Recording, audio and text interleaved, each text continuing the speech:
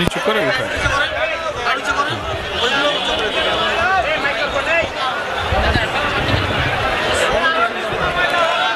আসসালামু আলাইকুম ওয়া রাহমাতুল্লাহি ওয়া বারাকাতুহু। আলহামদুলিল্লাহি রাব্বিল আলামিন,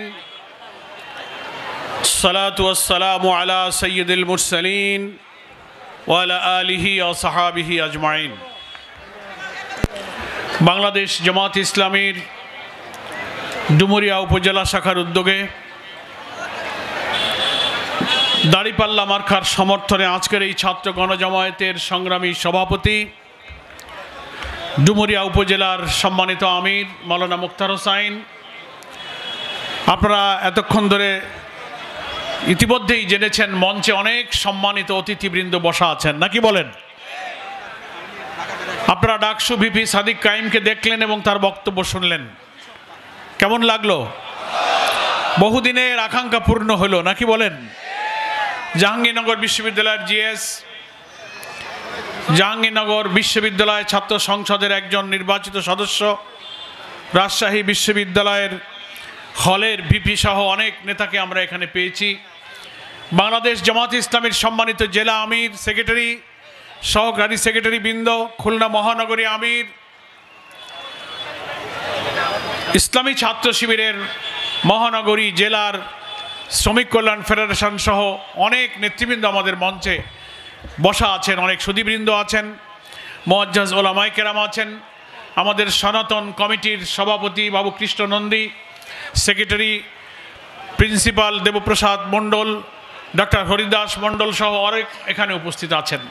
সাংবাদিক বন্ধুরা আছেন, আমার সম্মানিত মা বোনেরা দীর্ঘ সময় ধরে প্রচণ্ড এই গরমের মধ্যে ছুটির দিনে কাজকর্ম ফেলে এখানে হাজার হাজার মা বোনেরা এসেছেন এবং আমাদের ডুমুরিয়া ফুলতলা থেকে ছাত্র জনতা যারা এসেছেন সকলকে আমি আন্তরিকভাবে শুভেচ্ছা এবং মোবারকবাদ জানিয়ে কয়েকটি কথা আপনাদের খেদমতে বলতে চাই। প্রথম আল্লাহর কাছে আমরা শুকরিয়া জানাই আর একবার, এই ডুমুরিয়ার আন্দুলিয়ার ফুটবল মাঠে ডাকসু ভিপি, জাহাঙ্গীরনগরের জিএস সহ ছাত্র নেতাদের আগমন উপলক্ষে এখানে এই বিশাল গণজমায়েতে আমাদের উপস্থিত হবার যে সুযোগ আল্লাহ দিয়েছেন, সমাবেশ যে সফল করেছেন, মহান আল্লাহর কাছে সবাই আমরা শুকরিয়া আদায় করি আলহামদুলিল্লাহ। আজকে এই আন্দুলিয়া তথা রঘুনাথপুর ইউনিয়নবাসী, ডুমুরিয়াবাসীর জন্য সৌভাগ্য, এটা আমাদের ইতিহাসে ডুমুরিয়ার জন্য একটি ঐতিহাসিক দিন। পাবলিক বিশ্ববিদ্যালয়ের সবচেয়ে সেরা মেধাবী ছাত্ররা আজকের এই সম্মেলনের সমাবেশে যোগ দিয়ে একটি পরিবর্তনের বার্তা নিয়ে তারা ডুমুরিয়া ফুলতলায় এসেছেন। সেই পরিবর্তনের বার্তা হলো যে আমরা যুবকরা বিশ্ববিদ্যালয়ের সন্ত্রাস, মিথ্যাচার, চাঁদাবাজিকে প্রত্যাখ্যান করে পরিবর্তনের পক্ষে আমরা ভোট দিয়েছি। বাংলাদেশের মানুষও আগামী দিনে সন্ত্রাস, চাঁদাবাজ, দুর্নীতিবাজদেরকে লাল কার্ড দেখিয়ে সৎ নেতৃত্বকে ইনশাআল্লাহ বিজয়ী করবে, এই বার্তা তারা এখানে নিয়ে এসেছেন। আজকের এই ছাত্র গণজামায়াত সফল করার জন্য এই আন্দুলিয়াবাসী, আন্দুলিয়ার স্পোর্টিং ক্লাব, আন্দুলিয়ার মাদ্রাসা স্কুল সহ এই অঞ্চলের মানুষেরা যে সহযোগিতা করেছেন, সাংবাদিক বন্ধুরা সহযোগিতা করেছেন, আমি তাদেরকে আন্তরিকভাবে ধন্যবাদ জানাই। সংগ্রামী ভাইয়েরা আমার, আমাদেরকে মনে রাখতে হবে, একটু আগে নেতারাও বক্তৃতা করলেন যে আমরা স্বাধীনতার 54 বছরে যাদের শাসন দেখেছি, যে সমাজ, যে রাষ্ট্র, যে অর্থনীতি, যে বিচার ব্যবস্থা, যে কৃষি, যে শিক্ষা, যে সমাজ, যে সংস্কৃতি, সবটাকেই আমরা বদলে ফেলতে চাই, কি বলেন ঠিক কিনা? আমি প্রশ্ন করব, এটা যদি আমরা বদলাতে চাই তাহলে যারা এই 54 বছরে রাষ্ট্র চালিয়েছে প্রত্যেকটি শাসনের আমলে তারা দুর্নীতি করেছে, চাঁদাবাজি করেছে, খুন করেছে, ভিন্ন মতের লোকদেরকে জুলুম নির্যাতন করেছে। হাজার হাজার আলেম ওলামা, আল্লামা সাঈদী সহ এদেশের সমস্ত ওলামায়ে কেরাম, আলেম ওলামাদেরকে গ্রেফতার করে, নির্যাতন করে, ক্রস ফায়ারে খুন করেছে, ফাঁসিতে ঝুলিয়ে বৃদ্ধ বয়সে তাদেরকে হত্যা করেছে, লুটপাট করেছে, বিদেশে হাজার হাজার কোটি টাকা পাচার করেছে। এমনকি জুলাই অভ্যুত্থানের পরে 5ই আগস্টের পর যখন আওয়ামী লীগ বিদায় নিল, বুঝলাম আওয়ামী লীগের অনেক দোষ ছিল, জনগণ আন্দোলন করে বিদায় করেছে। 5ই আগস্টের পরে চাঁদাবাজি হয়েছে কিনা বলেন? হিন্দুদের বাড়িঘর, দোকানপাট, রাস্তাঘাট, বাস স্ট্যান্ড, টেম্পো স্ট্যান্ড, ঠিকাদারি, ঘের ব্যবসা, বালুঘাট, সমস্ত হাকার্স মার্কেটগুলো একটা বিশেষ দলের লোকেরা চাঁদাবাজি করে আবার দখল করেছে। তারা কারা? তারা কি জামাত ইসলামের লোক? সে দলকে আপনারা চেনেন। তারা যদি এখন বলে যে আমরা এখন সুন্দর বাংলাদেশ গড়ব, এই কথা কি বিশ্বাস করা যায়? যায় না।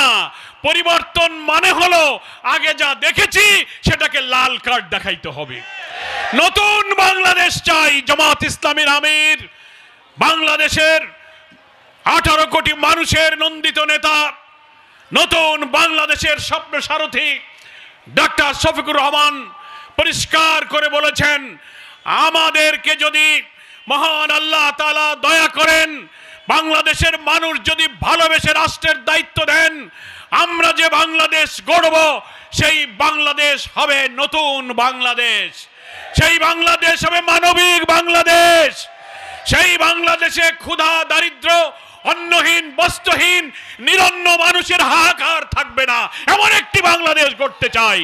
রাষ্ট্রের দায়িত্ব হবে তরুণ ছাত্র সমাজকে নৈতিক, উৎপাদনমুখী, কারিগরি শিক্ষায় শিক্ষিত করে লেখাপড়া শেষ করে বের হবে, সব যুবকের চাকরি হবে, তাদের বেকারত্ব দূর করতে হবে।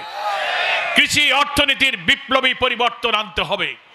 প্রথম কাজ হবে নৈতিকতা এবং উৎপাদনমুখী কারিগরি শিক্ষার ভিত্তিতে এমন এক সমন্বিত শিক্ষা এদেশে চালু হবে, হাজার হাজার লক্ষ কোটি তরুণ সমাজ স্কুল, কলেজ, বিশ্ববিদ্যালয়, মাদ্রাসা থেকে বের হবে, আর আমাদের আর্থসামাজিক শক্তির চাকা বৃদ্ধি করে দেশকে তারা দুনিয়ার মুখে উন্নত লাল সবুজের পতাকাকে তারা তুলে ধরবে। আমরা দ্বিতীয় কাজ করব, রাষ্ট্রের সব জায়গা থেকে দুর্নীতিকে আমরা না বলবো। কি বলেন, ঠিক কিনা? আওয়ামী লীগ বলেন, জাতীয় পার্টি বলেন, বিএনপির বন্ধুরা বলেন, যারা বিএনপিতে আছেন ওনারা আমাদেরও বন্ধু, ভাই বন্ধু, নাকি বলেন? আমরা তো একসাথে বহু আন্দোলন সংগ্রাম করেছি। কিন্তু আমি এখানে বক্তৃতায় বলছি তা না, আমি আমার ব্যক্তিগত বিএনপির বন্ধুদেরকেও বলি, কোন দলের নেতারা কি বলতে পারবেন সাহস করে যে আমার দলের মধ্যে কোনো দুর্নীতিবাজ নাই? কেউ বলতে পারবে? আওয়ামী লীগও পারবে না, পারেনি, জাতীয় পার্টি পারেনি, বিএনপিও পারবে না। কারণ তাদের প্রত্যেকের সময় দুর্নীতি হয়েছে, এমপি মন্ত্রীদের নামে দুর্নীতির মামলায় তারা জেল খেটেছে, নাকি বলেন? ফলে পারার মাত্র একটা পথ, সেটা হচ্ছে আল্লাহর পক্ষ থেকে মহান আল্লাহর ফেরেশতা জিবরিল আমিনের মাধ্যমে আসমান থেকে যে কোরআন নাজিল হয়েছিল, সেই কোরআনের নির্ভুল ইনসাফের বিধানের ভিত্তিতে, প্রিয় নবীর আদর্শের ভিত্তিতে যদি সৎ নেতৃত্বের মাধ্যমে বাংলাদেশের রাষ্ট্রপতি, প্রধানমন্ত্রী, প্রধান বিচারপতি, সেনাপ্রধান, ডিসি, এসপি, ইউনো প্রত্যেকটি সেক্টরকে নেতৃত্বের পরিবর্তন করা যায়, তাহলেই নতুন বাংলাদেশ সৃষ্টি হবে। কোরআনের বিধান ছাড়া সুশাসন তৈরি হবে না। হিন্দু নেতারা বক্তৃতায় বলেন, এই স্টেজে আছেন হরিদাস মণ্ডল, হিন্দু কমিটির সহসভাপতি, উনিও মাঝে মাঝে বক্তৃতা করেন।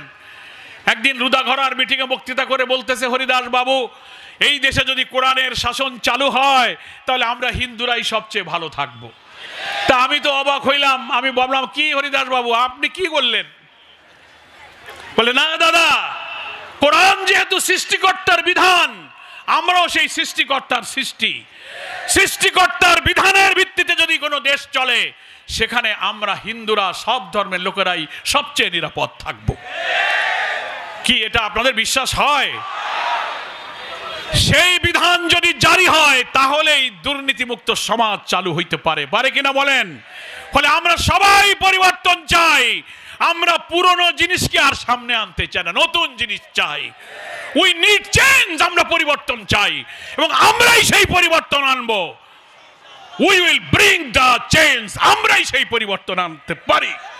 কারণ আমাদের আমির একমাত্র দলের নেতা। আমি চ্যালেঞ্জ দিলাম জাতীয় পার্টিকে, চ্যালেঞ্জ দিলাম আওয়ামী লীগকে, চ্যালেঞ্জ দিলাম বিএনপিকে। কোন দলের নেতা এই সাহস নিয়ে বলতে পারবেন জামাত ইসলামীর আমির ডক্টর শফিকুর রহমান, আপনাদের মনে আছে ঐতিহাসিক সরোয়ার্দী উদ্যানের বিশাল জাতীয় সমাবেশে বক্তৃতা করেছিলেন, খেয়াল আছে? অনেকে গিয়েছেন, অনেকে দেখেছেন টেলিভিশনে। বক্তৃতা করতে গিয়ে উনি অসুস্থ হয়ে 2 বার পড়ে গিয়েছিলেন, মনে আছে? বসে পড়ে কিছুক্ষণ আবার তিনি বক্তৃতা করেছিলেন। সেই বক্তব্য এখনো কিন্তু গণমাধ্যমে আছে।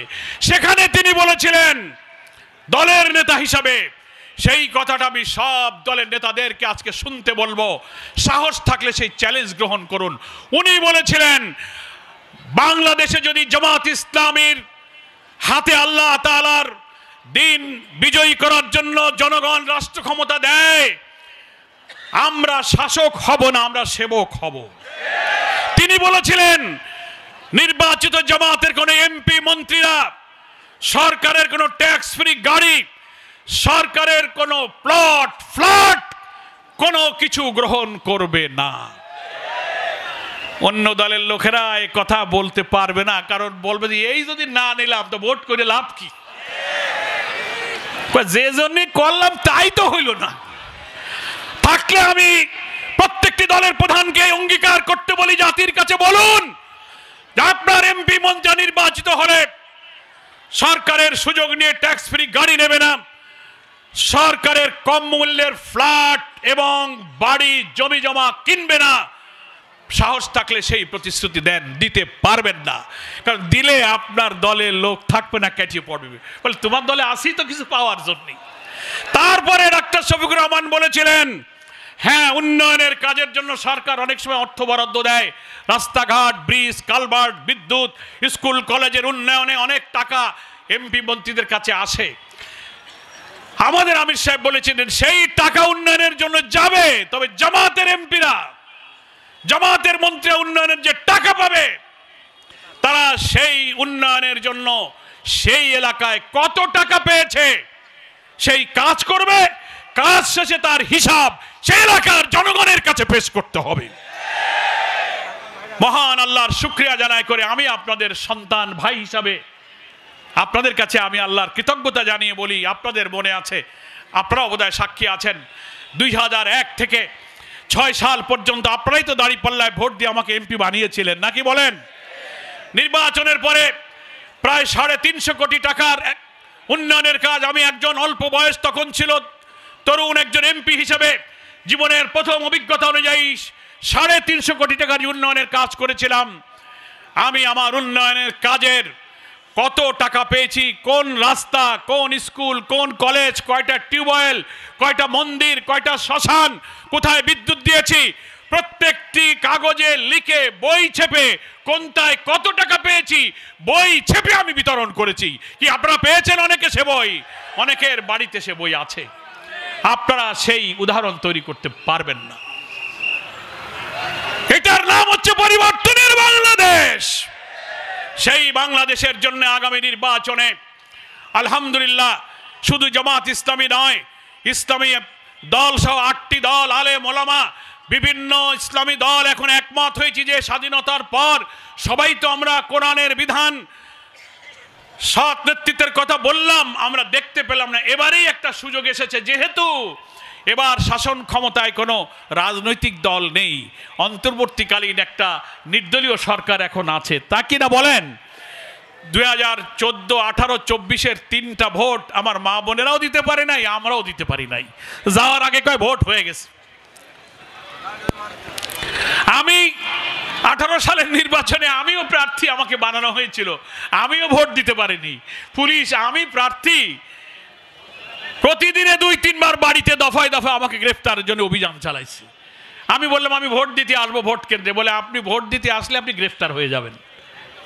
কি দেশ, আজব দেশ। এবার হয়তো ফেব্রুয়ারিতে যদি নির্বাচন হয়, জনগণ আশা করছে হয়তো এবার একটু ভোট দেওয়া সম্ভব হবে ইনশাল্লাহ, নাকি বলেন? সেই জন্য ইসলামী দল মত একমত হয়েছে যে আমরা আসনগুলো সমঝোতা করে 300 আসনের পার্লামেন্টে অধিকাংশ আসনে যদি আল্লাহওয়ালা সৎ লোক যারা আল্লাহকে ভয় করবে, একটা টাকা হারাম খাবে না, কিয়ামতের দিন আল্লাহর কাছে জবাব দিতে হবে, এই ভয় যার অন্তরে থাকবে এমন নেতৃত্বকে যদি ভোট দেওয়া যায়, আশা করা যায় নতুন বাংলাদেশ আমরা নির্মাণ করতে পারবো। এটাই হচ্ছে জুলাই যোদ্ধা এক সাগর রক্তের বিনিময়ে অর্জিত নতুন বাংলাদেশের স্বপ্ন। ডুমুরিয়া ফুলতলার মানুষকে এই চ্যালেঞ্জ গ্রহণ করতে হবে। আপনারা তো দেখতেছেন, অনেক নেতারা বললেন চারিদিকে গ্রামে ওয়ার্ল্ডে যখন দাড়িপাল্লার জোয়ার, মা বোনেরা পুরুষরা বাড়ি বাড়ি যাচ্ছে আর দাড়িপাল্লার কথা বলছে। রিক্সাওয়ালাকে জিজ্ঞেস করে, ভ্যানওয়ালা, বাস স্ট্যান্ড, টেম্পুওয়ালা, দোকানদার বলে কারে ভোট দিবা? বলে আমরা সব দেখছি, এবার আমরা দাড়িপাল্লায় দেবো। কি বলে কিনা বলেন? এতে এখন আমার বিএনপির বন্ধুদের মাথাটা একটু ডিস্টার্ব হয়ে গেছে। কি গেছে, হয়েছে না? পাগল হয়ে গেছে। এখন বলার তো কিছু নেই। লোকেরা তো উনাদের চাঁদাবাজ বলতে পারে, দুর্নীতিবাজ বলতে পারে, খুনি বলতে পারে, সুদখোর ঘুষখোর বলতে পারে। জামাত ইসলামী কি ওনারা চাঁদাবাজ বলতে পারে না, খুনি বলতে পারে না, মিথ্যাবাদী সুদ ঘুষ বলতে পারে না। বলে কি উনারা এখন জান্নাতের টিকিট বিক্রি করে। দেখেন না অনলাইনে জামাত নাকি জান্নাতের টিকিট বিক্রি করে। তা আমি বলি জান্নাতের টিকিট তো আমারই একটা দরকার, কি কারো কাছে থাকে তো একটা দেন। আমরা মা বোনদেরকে বলেছি, ভাইদেরকেও বলি, জামাত ইসলামী কখনো জান্নাতের টিকিট বিক্রি করে না। আমরা কি করি? মহান আল্লাহ তাআলা দুনিয়ার মানুষকে কোন পথে গেলে মানুষ জাহান্নামের আগুন থেকে বাঁচবে, কোন পথে গেলে জান্নাতের পথ, আমার আল্লাহ রসুল যে পথ দেখিয়েছেন সেই পথের দাওয়াত আমরা মানুষের কাছে পেশ করি। কোথায় জান্নাতের টিকিট বিক্রি করলাম? এই যে বক্তৃতা করলাম, দেখবেন কালকেই কিছু লোক বলবে তোমাকে পরোয়ার সাহেব তো জান্নাতের টিকিট বেঁচে গেছে। এই কথা বললে আপনি বলুন তাহলে আমার সেই টিকিট একখান দাও, আমাকে আগে দরকার। মিথ্যা কথা, ভয় ভীতি দিচ্ছে আমার হিন্দু ভাইদেরকে। ইভেন আওয়ামী লীগের মধ্যে অনেকে আছেন বলছেন না দাদা এবার ভাই আপনাদের পাশে থাকবো, আমরা এবার দাঁড়িপাল্লায় ভোট দেব। উনারা সেই সব লোকদেরকে ভয় দিচ্ছে, বাড়িতে গাড়ি পাঠায় ধরে নিয়ে আসতেছে, টাকার বান্ডেল দিচ্ছে যে তোমাদের সাথে থাকো। টাকা দিয়ে, দুর্নীতির টাকা দিয়ে কখনো সত্যকে চাপা দিয়ে রাখা যাবে না ভাই। টাকা পয়সা দিয়ে তো হাটের হাঁস মুরগি গরু ছাগল কেনা যায়, মানুষ কি টাকা দিয়ে কেনা যায়? আপনারা কি টাকার সামনে বিবেককে বিক্রি করে দেবেন? মা বোনদেরকে বলি টাকা আনলে ফেরত দেবেন। সারা বছর কোনো খোঁজ নাও নাই, অভাব অনটন দুঃখ কষ্ট, বিল ডাকাতিয়ায় পানি ডুবে গেল, অভাব অনটন গেল, দুর্যোগ গেল, হাজার হাজার লোক জেল খাটলাম, আন্দোলন করলাম। এই ডুমুরিয়া ফুলতলার হাজার হাজার লোক খুলনা জেলখানায় আমার সঙ্গে দেখা হয়েছে কিনা বলেন? আজকে যিনি প্রার্থী তারে কি কেউ কখনো জেলে দেখেছেন? অত্যাচারের বিরুদ্ধে কোনো আন্দোলন সংগ্রামে নাই, এখন এসে উনি বলবেন টাকা নাও। বললে আমি বলছি যে আমার বলে কি করবো টাকা? টাকা এতিমখানা মসজিদ মাদ্রাসায় দিয়ে দাও। টাকায় কখনো সত্যের সৈনিকরা বিবেককে বিক্রি করে দেবে না। আপনাদের প্রত্যেক ওয়ার্ডে মা বোনদেরকে বলবো এই সত্য কথা প্রচার করবেন। ভোটের আগে ওই 200, 500, 1000 টাকা এক প্যাকেট বিরিয়ানির জন্য আমরা কখন নিজেদের চরিত্র বিবেককে বিক্রি করে দিতে পারি না। ইনশাআল্লাহ যদি আল্লাহ তাআলা নতুন বাংলাদেশের জন্য আমাদেরকে কবুল করেন তো আমাদের দুঃখ কষ্ট অভাবের জন্য সেই নতুন বাংলাদেশেই আমরা আমাদের সিদ্ধান্ত গ্রহণ করে এই দুঃখ কষ্ট আমরা ইনশাআল্লাহ লাঘব করব। এই ডুমুরিয়া ফুলতলায় আমি যখন দায়িত্বে ছিলাম, সন্ত্রাস ছিল আমাদের 1 নম্বরের, চরমপন্থী আন্ডারওয়ার্ল্ডের লোকেরা আমাদের ঘুম কেড়ে নিয়েছিল। 14টি ইউনিয়নে ক্যাম্প স্থাপন করে আমরা সেই সন্ত্রাস নির্মূল করে আমরা ডুমুরিয়াকে সন্ত্রাস মুক্ত করেছি। ডাকাতিয়া সহ অনেকগুলো বিলের জলাবদ্ধতা। আমি জেল থেকে বেরিয়ে পানি সম্পদ মন্ত্রীর সাথে মিটিং করেছি, ডিজি ওয়াবদা, ডিসি, ইউনো, তারা নির্দেশ দিয়েছেন, কমিটি করেছেন, প্রকল্প নিয়েছেন, স্বল্প মেয়াদী, মধ্যমেয়াদী, দীর্ঘমেয়াদী প্ল্যান নিয়ে পানি নিষ্কাশনের চেষ্টা চলছে। মুশকিল হয়েছে, এক ধরনের অসৎ ব্যবসায়ীরা খাল স্রোতগুলো পাটা দিয়ে বাদ দিচ্ছে, একদিকের পানি আটকে যাচ্ছে, ওরা ছাড়তে দেয় না। ছাড়লে বলে আমরা ভেসে যাব, এরা বলে না ছাড়লে আমরাই তো ভেসে যাচ্ছি। চেষ্টা করা হচ্ছে, স্লুইস গেটের কাছে গিয়ে আমি পানি ছাড়ার ব্যবস্থা করেছি। এই 3-4 দিন আগে আমি চিফ ইঞ্জিনিয়ারকে ফোন করে বলেছি খাল আপনারা কাটুন, পানি ছাড়ার ব্যবস্থা করুন। আমার চারিদিকের বিলে আবার পানি জমে যাচ্ছে, যেই বর্ষা আসে সেই পানি বেড়ে যায়, নাকি বলেন? ফলে হাজার হাজার কোটি টাকার একটি মহা পরিকল্পনা করে কিছু কাজ স্বল্পমেয়াদী শুরু হয়েছে, মধ্যমেয়াদী দীর্ঘমেয়াদী হবে ইনশাআল্লাহ। 2-3 মাসের মধ্যে নির্বাচনের মাধ্যমে জনগণের নির্বাচিত প্রতিনিধিত্বশীল সরকার আসলে এই জলবদ্ধতা নিরসনের মহা পরিকল্পনা আল্লাহ তৌফিক দিলে আমরা ইনশাআল্লাহ বাস্তবায়ন করব। ছোটখাটো কাজ দিয়ে এই বড় সমস্যার সমাধান করা যায় না। কিছু পানি সরে, কিছু খাল কাটে, কিছু কচুরি সাফ করে, কিছু গ্লেট উঠায়, কিছু নামায়, এটা দিয়ে সাময়িক সমস্যার সমাধান হয়। দীর্ঘস্থায়ী সমস্যার সমাধানের জন্য এটি চরিত্রবান ন্যায়পরায়ণ শাসকের একটি রাষ্ট্র প্রয়োজন, যারা ঘুষ খাবে না, যারা মানুষের দুঃখ বুঝবে না, এমন রাষ্ট্র প্রয়োজন। কি বলেন, ঠিক কিনা? আমার ভাইরা, আমি তাই বলি, হিন্দু ভাইরা আপনাদেরকে যারা ভয় দিচ্ছে, আপনারা তাদের শক্ত করে দাঁড়িয়ে থাকেন। এখানে আপনারা জন্মেছেন, তারাও সেখানে জন্মেছে। ধানের শীষ লাঙ্গলার নৌকায় ভোট দেওয়ার যদি অধিকার থাকে, তাহলে তাদের দাঁড়িপাল্লায় ভোট দেওয়ার অধিকার আছে না? কেন আপনি ভয় দিয়ে চাপ দেবেন? শক্ত করে দাঁড়িয়ে থাকুন, আপনাদের পাশে আমরা ইনশাআল্লাহ থাকব। ফলে ভয় ভীতি, টাকার খেলা আর নানান অপপ্রচার করে দাঁড়িপাল্লার যে জোয়ার, এটাকে থামানো যাবে না ইনশাআল্লাহ। আজকের এই এখানে আমাদের এই আন্দুলিয়ার হানিফ আমার ছোট ভাই প্রবাসে থাকে, এই সভা আয়োজনের জন্য তাদের ইচ্ছা, আগ্রহ এবং সহযোগিতার জন্য কৃতজ্ঞতা জানাই। প্রবাসে যারা চাকরি করে তাদের পাসপোর্ট রিনিউ করা, রেজিস্ট্রেশন সংক্রান্ত যে সমস্যা আছে, অসৎ চোর ঘুষখোর প্রশাসন থাকলে সমস্যার সমাধান হবে না। নির্বাচনে দুর্নীতিমুক্ত একটি প্রশাসন আসবে ইনশাআল্লাহ। আমরাই প্রবাসী, প্রায় 1.5 কোটি প্রবাসী চাকরি করে রেমিটেন্স আনে, আমরাই জামাত ইসলামী প্রথম প্রস্তাব দিয়ে প্রবাসীদের ভোটাধিকার নিশ্চিত করে ভোট দেওয়ার ব্যবস্থা হয়েছে। এবং এদের যে সমস্যা ইনশাআল্লাহ আমাদের সরকারি দায়িত্ব পেলে আমরা ইনশাআল্লাহ সমাধান করার চেষ্টা করব ইনশাআল্লাহ। প্রিয় ভাইরা আমার, প্রশাসনকে আমি নিরপেক্ষ থাকতে বলি। ওসি সাহেব, ইউনো সাহেব যারা আছেন, ডিসি সাহেব, ডিআইজি, প্রত্যেকের সাথে আমার কথা বলেছি। একটা দলের পক্ষে আপনি কখনো পক্ষপাতিত্ব করবেন না, আমাদের কোনো পক্ষে আসার দরকার নাই, আপনি নিরপেক্ষ থাকবেন। কি বলেন, ঠিক কিনা? সরকার নিরপেক্ষ, প্রশাসনকে নিরপেক্ষ থাকতে হবে।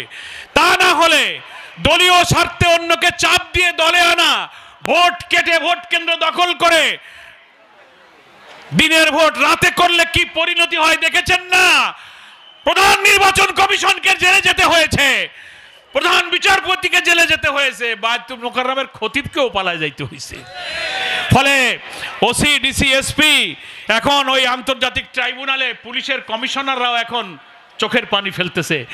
এবারের নির্বাচনে যদি ভোট ডাকাতির চেষ্টা করেন, আপনাদেরও কিন্তু ওই পরিণতি বরণ করতে হবে। জনগণকে আপনার নিরপেক্ষভাবে ভোট দেওয়ার জন্য আপনারা সাহায্য করবেন। আমি পবিত্র জুমার দিন আমরা সবাই বাড়িতে গিয়ে ইনশাআল্লাহ জুমা পড়বো। একটা কথা বলে আমি আমার বক্তব্য শেষ করি। প্রত্যেকটি ওয়ার্ডের যে ভোট কেন্দ্র আছে, 5টা-7টা ভোট কেন্দ্র, প্রত্যেকটি ভোট কেন্দ্রে কমিটি গঠন করে পাড়ায় পাড়ায় সকাল বিকাল দাঁড়িপাল্লার পক্ষে যেভাবে আপনারা ভোট চাচ্ছেন, এই ভোটের কাজকে আরো 5 গুণ বাড়াইতে হবে, নাকি বলেন? আশা করা যায় ডিসেম্বরের প্রথম সপ্তাহে তফসিল ঘোষণা হবে। এবং ভোট কেন্দ্র আমাদের কষ্ট করে এক একটা ভোট কেন্দ্রে 5,000-6,000 ভোট দেওয়ার পর ওরা যদি উল্টা সিল মারে আর কেটে নিয়ে যায়, আপনারা কি সেই ভোট কেন্দ্র পাহারা দিতে পারবেন? শত শত লোক ভোট কেন্দ্র ঘিরে রাখবেন।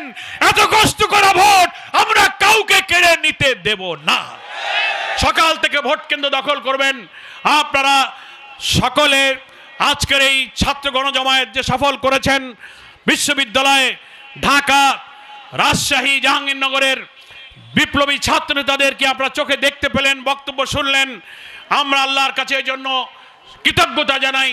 আপনাদেরকে মোবারকবাদ জানিয়ে সাংবাদিক বন্ধু সহ প্রশাসন যারা আজকের এই সমাবেশকে সফলতায় ভূমিকা রেখেছেন, জামাত ইসলামীর পক্ষ থেকে তাদেরকেও ধন্যবাদ জানিয়ে আমি আমার বক্তব্য শেষ করছি।